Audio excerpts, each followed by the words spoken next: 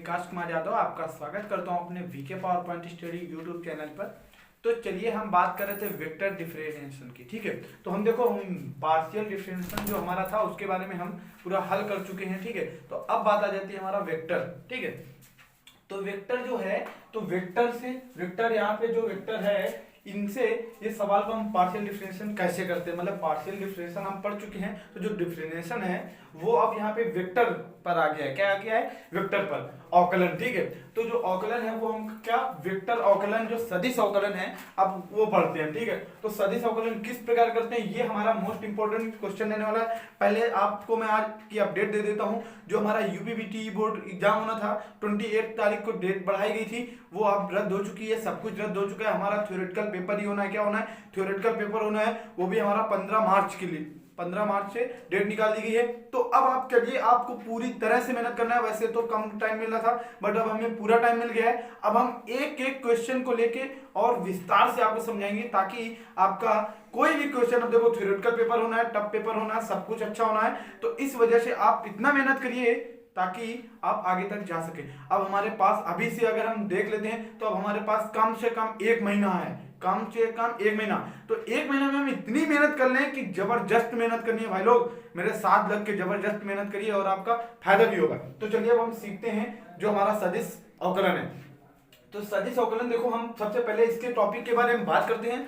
यदि आपने अभी तक मेरा चैनल सब्सक्राइब नहीं किया तो प्लीज चैनल को सब्सक्राइब करें और लाइक करें। अगर आपको अवकलन करना नहीं आता है तो आपको इस वीडियो पर लिंक दी गई होगी, वहां से आप जो हमारा पार्शियल डिफरेंशिएशन था, जितना भी चैप्टर था, उसके बारे में आप अवकलन सीख सकते हैं। ठीक है, तो चलिए हम यहाँ से आपको मोस्ट इंपोर्टेंट टॉपिक बताते हैं। जैसे यहाँ पे हमारा बोला गया है जहां ए और बी अचर सदिश है। भाई यहाँ पे अचर सदिश ए और बी है, तो हमारा यहाँ पे सिद्ध करने को दे दिया है del D square R vector upon D T square. यहां पे तो दे दिया गया है, बट अगर यहां पे नहीं दिया गया होता तो आपको एक मेरी बात याद रखनी होगी कि जब हमारा कोई समीकरण दिया गया होगा, क्या जब कोई हमारा समीकरण दिया गया होगा उसमें हम देखेंगे कि हमारी जो अचर राशि होगी क्या होगी, जो जैसे यहाँ पे ए और बी अचर सदिश हैं, बट वहां पे आपको ये देखना है कि समीकरण में हमारे अचर सदिश, अचर राशि के जो सदिश हैं वो कितने हैं। जितने होंगे आपको उतने बार ही अवकलन करना है मेरे भाई। बस आपको इतनी बात याद रखनी है, बाकी और आप सबके कुछ छोड़ दीजिए, आपको अवकलन करना आना चाहिए। और अगर सदिश समाकलन की अवकलन की बात आ जाती है तो आपको वहां पे इतना याद रखना है कि वहां पर कितने हमारे अचर सदिश हैं। ए और बी यहां पर है तो हमको 2 बार अवकलन करना है। क्या करना है? 2 बार। उसी पर लगातार अवकलन करते रहना। ऐसा नहीं है कि एक बार पहले कर दो अवकलन फिर एक बार डी अपान डी टी कर दो, ऐसा नहीं। जो हमारा D R upon D T आएगा उसका फिर हमें करना है, उसका अवकलन करना है। ठीक है, पुनः अवकलन। तो आपको याद रखना होगा कि जहां पर हमारा जितने अचर सदिश आएंगे, क्या आएंगे, जितने अचर सदिश आएंगे उतने बार हमको क्या करना होता है? अवकलन करना होता है। तो चलिए यहां से हम अवकलन करना चालू करते हैं, स्टार्ट करते हैं। अपना जो क्वेश्चन दिया गया है ये हमारा यूपीबीटी बोर्ड में पूछा गया। इस तरीके के कई सवाल मेरे भाई पूछे गए हैं, तो मैं आपको इस वजह से ये सवाल लेके बता रहा हूं क्योंकि यहाँ पे हमारी कोई संख्या नहीं दी गई है। और जो संख्या है, अगर आप ये सॉल्व कर लेंगे तो संख्या आराम से सॉल्व हो जाएगी। और मैं जस्ट इसके अगले वीडियो में एक संख्या वाला सवाल बताऊंगा जो मोस्ट इंपोर्टेंट रहने वाला है। यूपीबीटी बोर्ड में 2010, 2012 और 2014 में लगातार पूछा गया है। तो इस वजह से हम आपको पहले ये सवाल बता देता हूं, अगर आपको ये समझ में आ जाता है तो वो जरूर समझ में आ जाएगा। ठीक है, तो चलिए हम बात करते हैं। आर वेक्टर बराबर हमारा दे रखा है ए वेक्टर ई की power N T plus B vector E की पावर माइनस एन टी। ठीक है, तो क्या करते हैं, इसका अवकलन करते हैं। क्या करते हैं? प्रश्न से हल करते हैं। क्या करते हैं? जब हल करेंगे तो इसको हम लिख लेते हैं एक बार नीचे। जो हमारा आर वेक्टर है बराबर क्या दे रखा है, ए वेक्टर ई की power N T plus B vector E की पावर माइनस एन टी। इसको जब हल करेंगे तो हम सबसे पहले क्या लेंगे, हमें इतने के बराबर ये ज्ञात करना, मतलब ये पूरा आना चाहिए यहाँ पर। ठीक है, तो अब यहाँ पे देखो हम हल करते हैं तो इसका टी के सापेक्ष हमें अवकलन करना है। क्या करना है? टी के सापेक्ष। और कितने बार करना है? 2 हमारे अचर सदिश हैं तो 2 बार करेंगे। ठीक है, तो यहां से जब हल करेंगे तो हमारा क्या आ जाएगा, D R vector upon D T, यही होगा। अब यहां से किसके सापेक्ष करना है? टी के सापेक्ष। और किसका अवकलन करना है? आर वाले का। तो यहां पर हम लिख लेते हैं ए वेक्टर ई की power N T plus B vector e की पावर माइनस एन टी। इसमें आगे हम लिख लेते हैं t के सापेक्ष अवकलन करने पर, t के सापेक्ष अवकलन करने पर, सापेक्ष अवकलन करने पर, ठीक है। जब हम t के सापेक्ष अवकलन करेंगे तो देखते हैं यहां पर हम लिख देते हैं d अपान डी टी। यहां से हम r का कर रहे थे, यहाँ पे क्या लिख देते हैं d अपान डी टी। अब बराबर जब इसको हल करके लेके आते हैं तो हमारा a वेक्टर तो a वेक्टर ही रह जाएगा। क्या रह जाएगा? a वेक्टर तो हमारा a वेक्टर ही वैसे का वैसा बना रहेगा। जो हमारा होता है क्या, t के सापेक्ष करें तो e की पावर एन टी का क्या हो जाएगा, हमारी घात कहाँ जाती है, नीचे होती है। तो ना जो घात होती है वो क्या आ जाती है अवकलन करने पर नीचे, तो यहाँ पे आ जाएगी n। क्या आ जाएगा? n। और फिर हम अपना वही कर देंगे, t तो 1 हो जाएगा और 1 का गुणा जब n में करेंगे तो n ही आ जाएगा, तो n नीचे आ जाएगा, फिर e की पावर nt। ठीक है।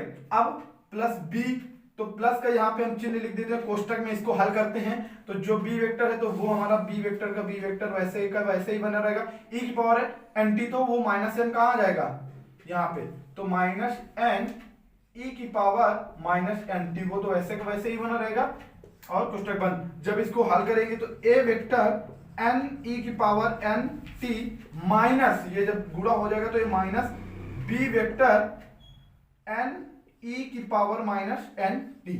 ठीक है, ये हो जाता है। अब जब हम इसका क्या करते हैं, पुनः अवकलन करने पर, यहां से लिखते हैं, यहां पर लिख देते हैं पुनः अवकलन करने पर, पुनः अवकलन करने। अब किसके सापेक्ष करेंगे, t के सापेक्ष ही करेंगे, t के सापेक्ष, या आगे हम लिख देते हैं t के सापेक्ष पुनः अवकलन करने पर। तो जब पुनः अवकलन करेंगे तो यहाँ पे क्या हो जाएगा, D square R upon D T square, यही हो जाएगा ना। तो अब बात आ जाती है, जब इसका मान रखते हैं फिर रख देते हैं a वेक्टर n e की power n t minus b vector n e की पावर माइनस n t। इसका क्या करते हैं पूरे का d की पावर dt, फिर करते हैं दोबारा। तो जब पुनः अवकलन करते हैं तो a वेक्टर हमारा वैसे का वैसे ही आ जाएगा, और फिर वही जो यहाँ पर हुआ था, जो हमारी घात होती है वो पहले आ जाती है, तो यहाँ पे n का क्या हो जाएगा गुणा, तो n स्क्वायर हो गया। क्या हो गया? n square. तो जो हमारा n स्क्वायर हो गया, फिर इंटू में हमारा क्या हो गया, e की पावर nt, वो तो वैसे का e की पावर nt वही हो गया, माइनस, यहाँ पे माइनस था। अब देखो ये माइनस का इसमें फिर आएगा तो यहाँ पे माइनस, और माइनस का इसमें क्या हो जाएगा गुणा, तो यहाँ पे क्या हो जाएगा प्लस b वेक्टर, और ये क्या हो जाएगा n स्क्वायर e की पावर माइनस n t, क्या हो जाएगा n t।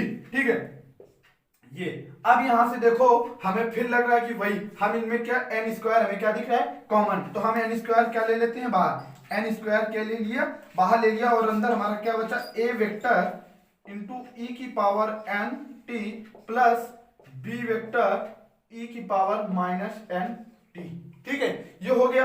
अब ये देखिए कि ये पूरा मान किसका दिख रहा है हमें, ये वाला मान हमें किसका दिख रहा है, आप इतना याद गौर से देखिए कि ये वाला मान जो है ये किसका दिख रहा है, हमारा r वेक्टर का मान दिख रहा है। क्या दिख रहा है, r वेक्टर का मान दिख रहा है ये वाला। तो यहाँ पे क्या हो गया r वेक्टर, तो n square into r vector, तो नीचे लिख देते हैं n square into r vector, ये किसके इक्वल में है, D square R vector upon D T square. इसको इस साइड में लाते हैं तो जो हमारा डेल, जो D square R vector upon D T square बराबर N square into R vector, तो इसको क्या करते हैं इधर पक्षांतर कर लेते हैं, तो क्या हो जाएगा D square R vector upon D T square minus N square, भाई इधर आएगा प्लस का है तो इधर आएगा माइनस में आर वेक्टर इक्वल टू इधर क्या बचेगा 0।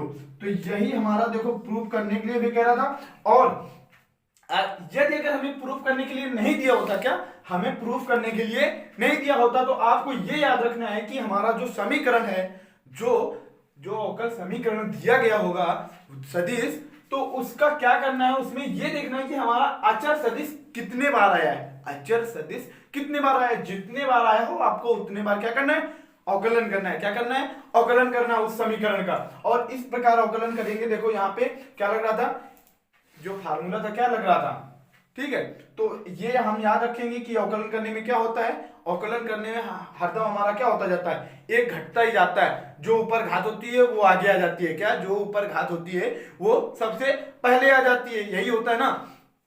तो चलिए, और वहां पे क्या होती है, एक घात कम हो जाती है, जो आगे आती है उसमें n-1 हो जाता है, ठीक है। तो चलिए यहां से क्या हुआ हमारा, ये हमारा प्रूफ भी हो गया LHS बराबर RHS, और आप समझ भी गए होंगे कि ये कितना मोस्ट इंपॉर्टेंट है, क्योंकि ये हमारा यूपीवीटी बोर्ड में 2009 में और 2017 में ये दोनों बार सवाल पूछा गया है। तो आपको खैर तलब है कि ये मोस्ट इंपॉर्टेंट सवाल रहने वाला है इसके सापेक्ष, उनमें से चैप्टर में यही मोस्ट इंपॉर्टेंट रहने वाला है, इसी प्रकार के सवाल पूछे भी जाते हैं। तो चलिए, अगर आपने अभी तक मेरा चैनल सब्सक्राइब नहीं किया है तो प्लीज कृपया चैनल को सब्सक्राइब करें और लाइक करें। Thanks for watching.